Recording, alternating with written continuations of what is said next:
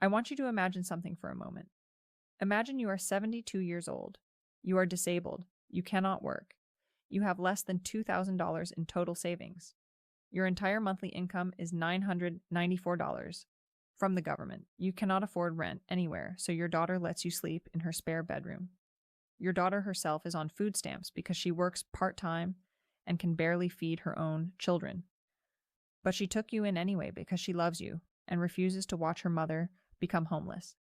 Now imagine getting a letter from the government saying that because your daughter gave you a place to sleep, they are cutting your $994 monthly check by several $100s. Not because you did anything wrong, not because your situation improved, but because someone in Washington decided that the kindness your daughter showed you counts as income you should be penalized for receiving. That scenario is not hypothetical. That is what is being proposed right now through a regulatory change quietly making its way through the federal budget office. And if you do not know about it, you cannot fight it. If you cannot fight it, it happens. And if it happens, hundreds of thousands of the poorest, most vulnerable Americans will lose money they cannot afford to lose. Today, I am going to explain exactly what this change is, exactly how it works, who it targets, and what you need to do. And then I have essential information about Social Security disability benefits and a filing strategy that most people have never heard of that could mean the difference between a full benefit and a permanently reduced one for the rest of your life. Let me explain the SSI situation first because this is time sensitive and people need to understand it now before the window for action closes. SSI is Supplemental Security Income. It is administered by the Social Security Administration, but it is completely separate from traditional Social Security benefits. It does not come from the trust fund. It does not come from payroll taxes. SSI is funded through general federal tax revenue, and it serves one very specific population: Americans who are either disabled or elderly, meaning 65 years of age or older, and who have almost no income and virtually no resources. The program's eligibility thresholds are ruthlessly strict. If you are a single individual, your total countable resources cannot exceed $2,000. That is not a typo. $2,000 is the maximum amount of savings, investments, or other assets you are allowed to possess and still qualify for SSI. For married couples, the resource limit is $3,000. Income must be extremely low, and the maximum monthly SSI payment in 2026 is $994. I need you to sit with that number for a moment and think about what it actually means in practical terms. $994 per month in a country where average rent for a one-bedroom apartment exceeds $1,500 in most metropolitan areas. In a country where groceries for a single person can easily cost $300 to $400 per month. In a country where a single emergency room visit without insurance can generate a bill larger than an entire year of SSI payments. This is not a generous benefit. This is not a comfortable living. This is the government's determination of the absolute bare minimum required to prevent its most vulnerable citizens from complete destitution. And even at that, the number falls laughably short of what survival actually costs in modern America. The people receiving this benefit are not gaming the system. They are not living well at taxpayer expense. They are disabled or elderly, they have almost nothing, and they are receiving barely enough to stay alive. Because $994 per month is utterly insufficient for independent living in virtually any housing market in the country, enormous numbers of SSI recipients live with other people.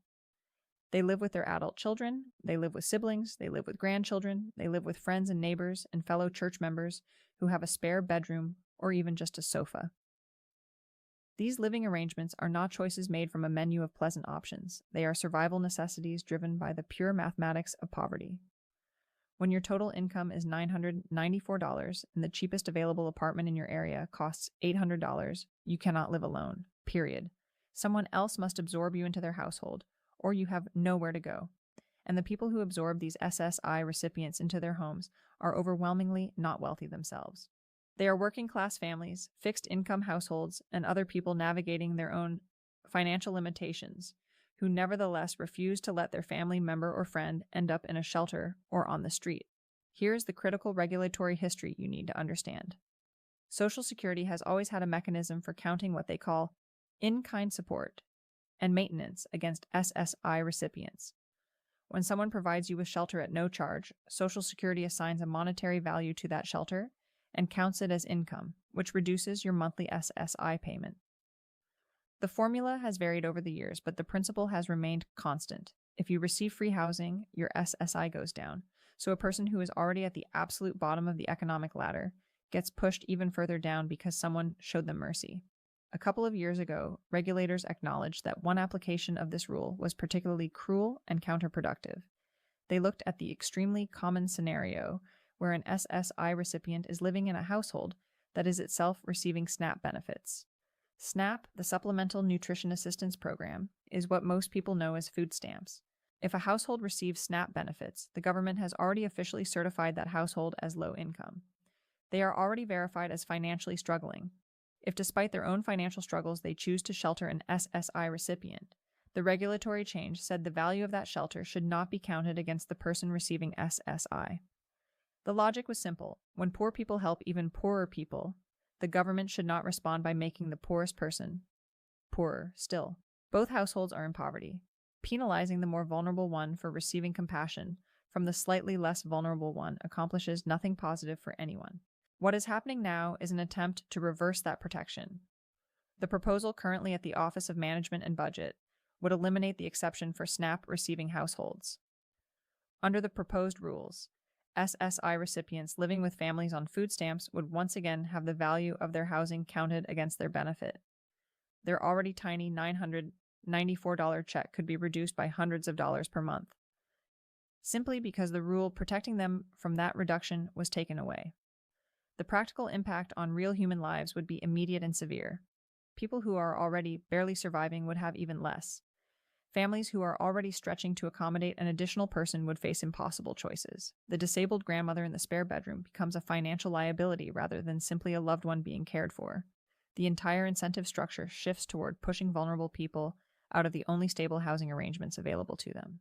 The method by which this is being done deserves its own examination, because it reveals something important about how policy changes targeting vulnerable populations are designed to avoid public scrutiny. The regulatory language uses terms that are virtually incomprehensible to ordinary people. In-kind support and maintenance, ISM calculations, SNAP household composition determinations, federal benefit rate offsets, countable versus excludable income streams. These terms are not designed to communicate, they are designed to obscure.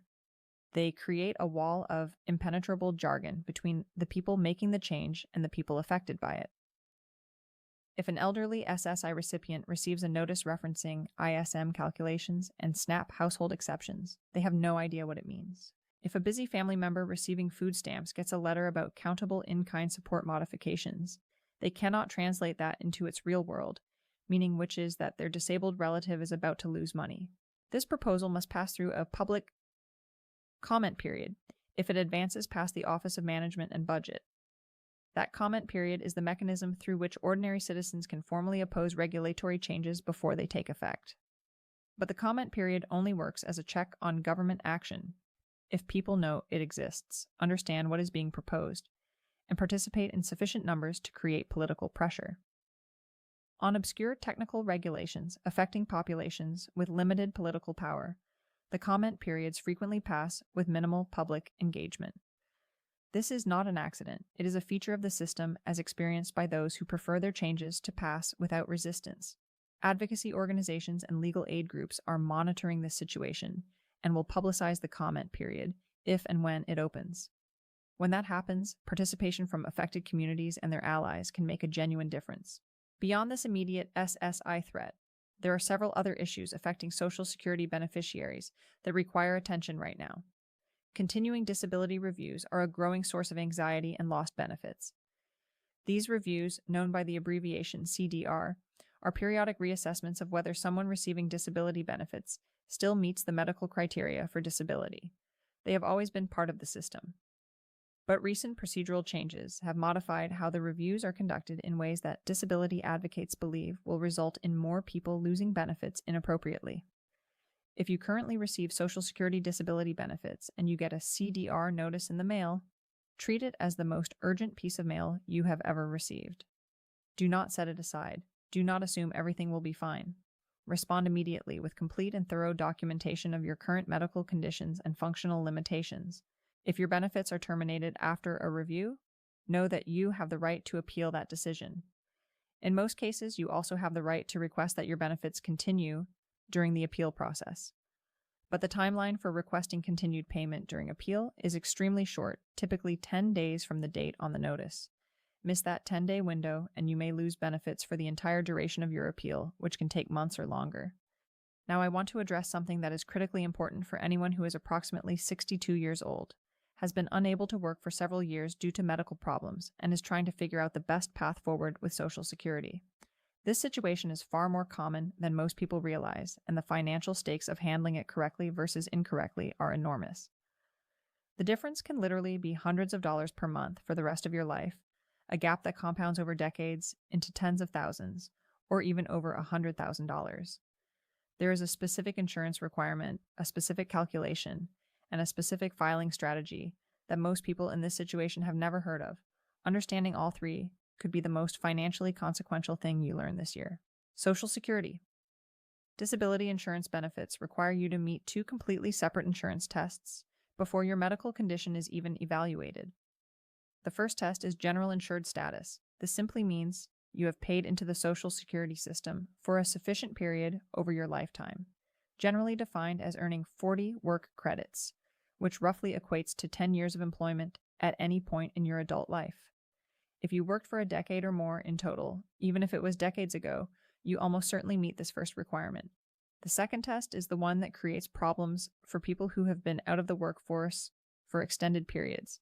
It is called the currently insured requirement, and it says that you must have worked and paid Social Security taxes for at least 5 of the 10 years immediately preceding the onset of your disability. 5 out of 10. That is the rule. And if you have not worked in 6 or 8 or 10 years, this requirement becomes the critical gate that determines whether you can access disability benefits or not. The key to everything is a calculation called your date last insured, known by the abbreviation DLI. This is the last date in your life on which you meet the currently insured test, based on your actual work history. Social Security can calculate this date precisely from your earnings record. If your disability can be shown to have begun on or before your DLI, you satisfy the insurance requirement, and your claim moves forward to medical evaluation. If your disability began after your DLI has passed, your claim is denied on insurance grounds alone. Your medical condition becomes irrelevant to the decision. It does not matter if you are in a wheelchair. It does not matter if you have documentation from every specialist in the country confirming total disability. If your onset date falls after your DLI, you do not meet the insurance requirement, and disability benefits are not available to you.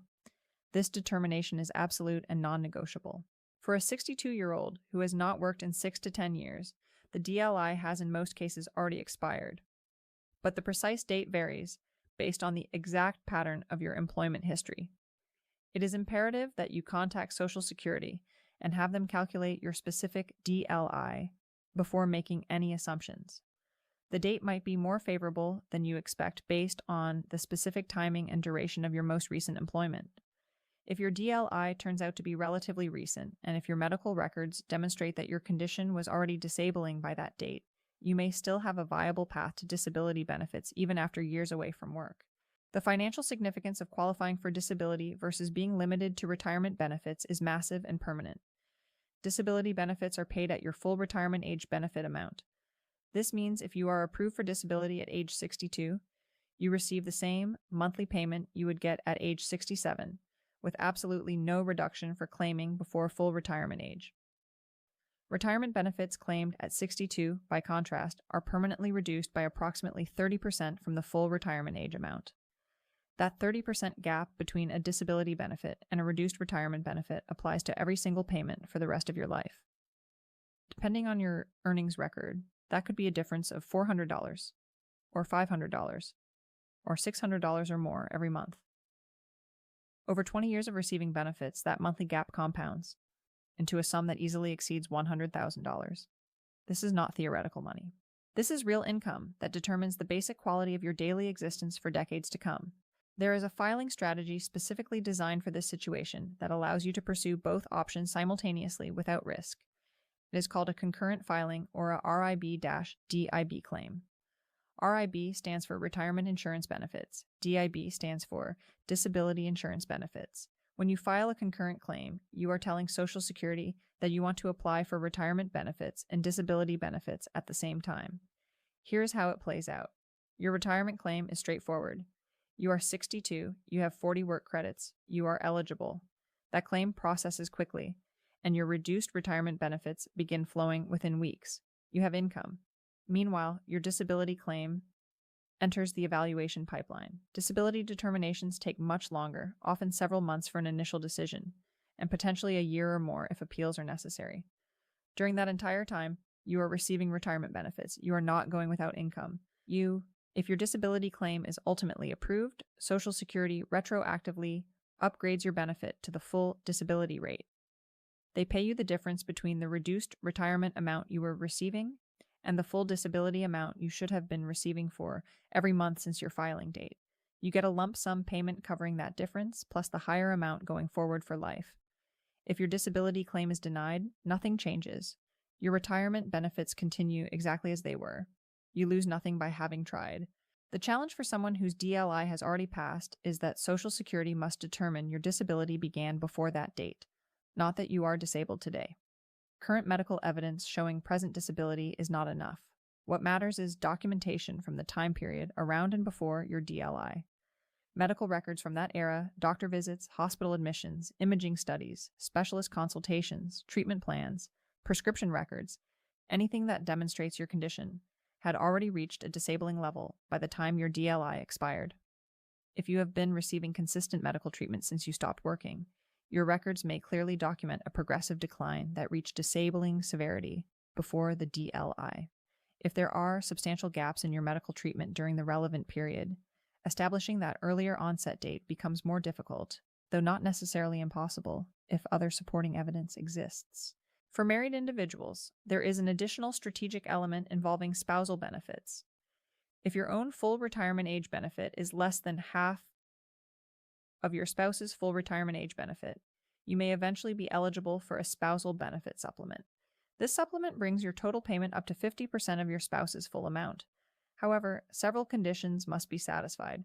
Your spouse must have filed for their own retirement benefits before spousal benefits on their record become available to you.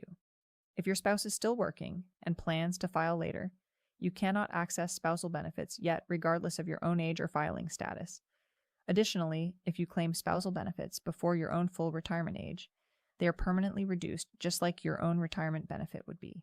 The timing and coordination of both spouses' claims is a complex optimization that depends on the specific dollar amounts on both records, both ages, health circumstances, and overall household financial needs. I also want to make sure everyone understands the scam environment that currently targets Social Security beneficiaries, because it is worse now than it has ever been. Organized criminal operations are calling, texting, and emailing people every single day with fabricated emergencies designed to steal personal information and money. If any communication tells you that your Social Security number has been suspended, that a warrant has been issued for your arrest, that your benefits will be terminated unless you act immediately, that you need to confirm your Social Security number or bank account information, or that you must make a payment using gift cards, wire transfers, or cryptocurrency, it is a scam without exception. Social Security does not do any of these things. They do not suspend Social Security numbers. They do not issue arrest warrants. They do not demand immediate payment. They do not ask for gift cards. If you receive such a communication, hang up or delete it immediately, provide absolutely no personal information, and report it. The current landscape for Social Security beneficiaries requires a level of active engagement and self-advocacy that has not been necessary in decades. Between proposed regulatory changes targeting SSI recipients, procedural modifications making disability reviews more adversarial, service degradation at field offices and phone centers, potential Medicaid coverage reductions, and an ever-increasing volume of scam attempts, the threats to your benefits are coming from multiple directions simultaneously. Navigating this environment successfully requires staying informed about policy changes, responding to every piece of official correspondence promptly and completely, documenting every interaction with Social Security meticulously, understanding your appeal rights and being willing to exercise them, and never accepting an adverse decision as final without careful consideration of whether an appeal is warranted. Every person receiving Social Security benefits, SSI, disability, retirement, survivor benefits, or spousal benefits has legal rights within the system. You have the right to appeal virtually any adverse decision at multiple levels. You have the right to representation during appeals.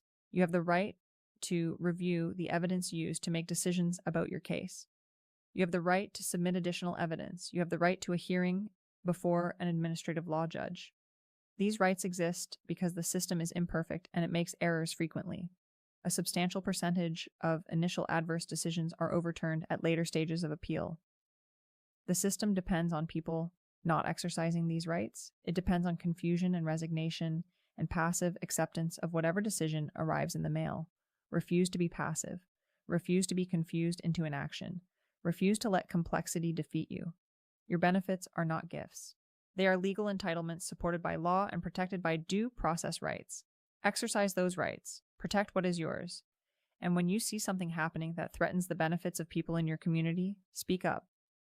Silence is what those proposing these cuts are counting on. Do not give them that silence. Thank you for watching, and I will see you in the next one. The Retirement Desk